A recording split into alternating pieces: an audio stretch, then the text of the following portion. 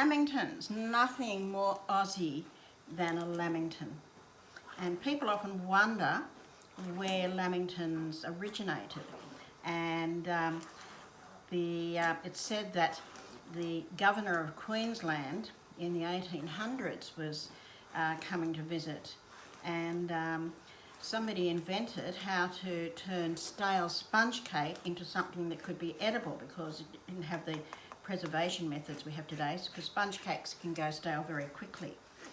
And so they worked out a way to regenerate the sponge cake, and we ended up with Lamingtons, named after Lord Lamington, who at the time was the governor of Queensland. So that's the origins of the Aussie Lamington. So what I have over here on the stove is I have a cup of milk and 2 tablespoons of butter warming over a water bath, and I've just sifted together 4 cups of icing sugar and 1 cup of cocoa. And now we're going to dissolve this into the milk, and we have to cook it until it's fully dissolved and thickened, and then when it's ready we have to let it cool slightly before we actually coat the cakes. Why do you have to allow it to cool completely? Not completely, just enough so that it doesn't soak too far into the cake. We're only coating the cake in the chocolate, and if it's too runny it'll go in too quickly and you won't have enough for the rest of the cake. We can always return the icing back to the water bath if it gets a bit cool.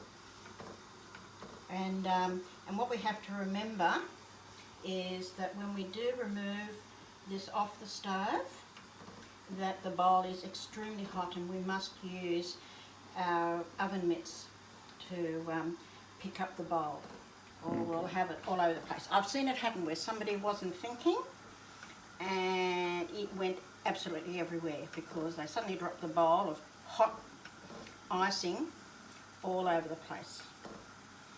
So the cake's been pre-cooked.